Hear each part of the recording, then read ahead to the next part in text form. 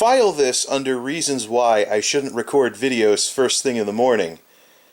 But it was totally on the tip of my tongue as I was doing this. This is a little zinger I've recently thought of, and I never got around to saying it when I was talking about HTPCs versus rebranded corporate workstations. But here's the thing. You go to build a console killer PC, and you want to build the equivalent of a PlayStation, but what you end up with is a corporate workstation. So the real zinger and the one-liner here is PlayStation or Workstation. Now, I am making very good use of this TV by snapping two windows side to side like this, which, by the way, is a good use for a TV as a monitor if you have a setup like this. But these are basically like two vertical newspapers in front of me right now. Each one of these is big enough to be read all on its own and big enough to be scrolled all on its own, which is one reason why I do this. In this corner, this isn't like a boxing event or anything, is it? So on this side of the screen, we have the so-called HTPC cases. And then on this side of the screen, we have corporate refurb workstations. Some of them are towers, but the rest of them are the desk, well, you know, what makes desktops actually desktops. You know, where desktops get their name, unlike towers that can technically go on the floor if you really want to. You don't mind them being total dust suckers that have to be cleaned out more often. However, alright, so let's look at some of these. So, the Silverstone, Black Grandia, da-da-da-da-da. Here's a Silverstone one. There's a Fractal Design one, the Fractal Node. There's that HEC brand again. No thanks. Then there's some that look like VCRs, Betamax players. Oh, look, there's the one from last time. There's one from Apivia. And, of course, some of these are on vertical stands to show that you can use them as towers in a pinch. And da-da-da-da-da-da. It's also a selling point, too. Excuse me. Oh, man. There we go with the videos. Well, this time it's videos after lunch, so... 3:06, baby! Well, a little ways after lunch, too. I think it's when you start talking for an extended period of time. That kind of jolts things up, so to speak. But anyways, Silverstone. Now, here's the thing. Now, there's one that's actually built as a tower. Yippee, skippy, an ITX Media Center tower. But for the most part, these horizontal computers... Oh, Leon Lee. I'll bet that's overpriced. What do you know? I was right. Regular price, $170 for that thing. Yeah, so you go through these things, and the gimmick here is that it's a horizontal computer. But imagine, like, one of these on somebody's desk with a little tube monitor on top of it about 20 years ago. That's basically what you have here.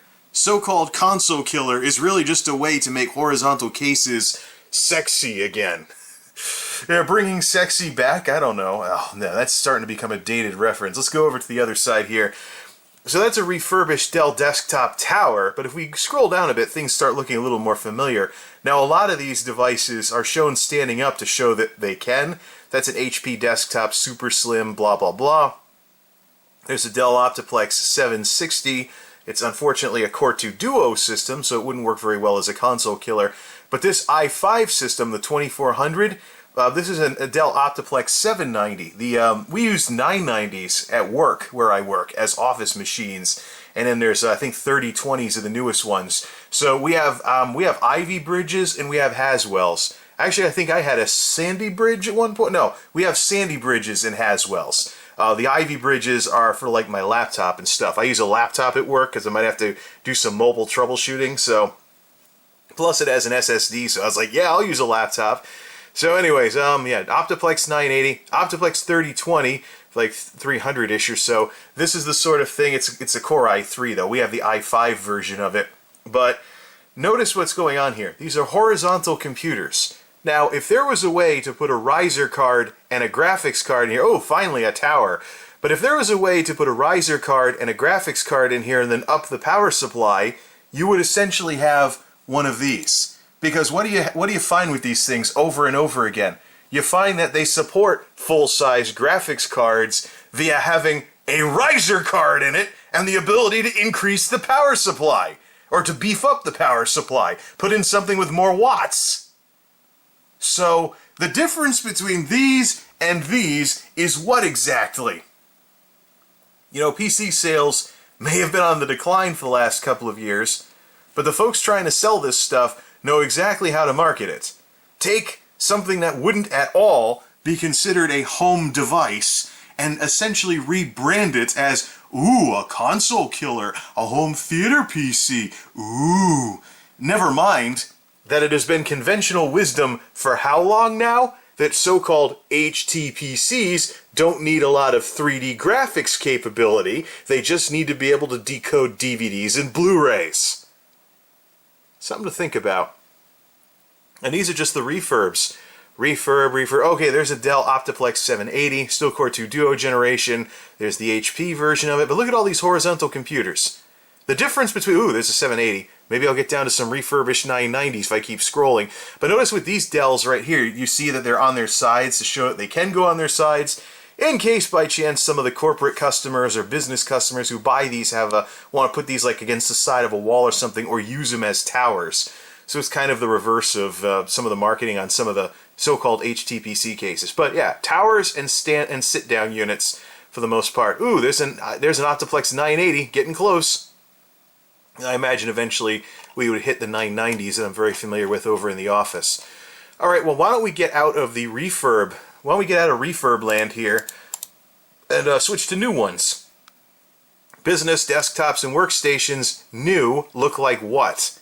Okay, there's a mini PC, that's basically a terminal. There's a tower. Oh, look, it's the Optiplex 3020. Core i5, I believe that's got a Haswell in it. $579. Check it out. Oh, look at that, another small form factor. And these are all horizontal computers that are being stood up on their sides because they have rubber on the sides. Hey, there's a Lenovo. There's an itty-bitty HP. There's an itty-bitty Dell. Another Dell Optiplex. What are these sponsored links? I'm getting paid to be higher in the search results. Finally, a tower. So there's an Optiplex 3020 tower.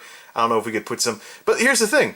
Couple $100. They're all too expensive to be a console killer because you don't want to be spending more than like $300, $400. The whole point of a console killer is to build a gaming PC with a console budget. So none of these are actually going to cut the mustard. What you would need is some kind of maybe AMD-based system or something like that where the processor won't cost $200, $300.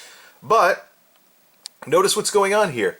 These are corporate workstations. These are business computers. They're not going to come with video cards, but if you could put in a riser card, put in a video card on that riser card and increase the wattage and the power supply, the difference between this and this would be what exactly? So, PlayStation or workstation? Something to think about. Like I said last time, enough with this fad garbage. Folks, please, for the love of technology, build yourself a real computer. MultimediaJay out.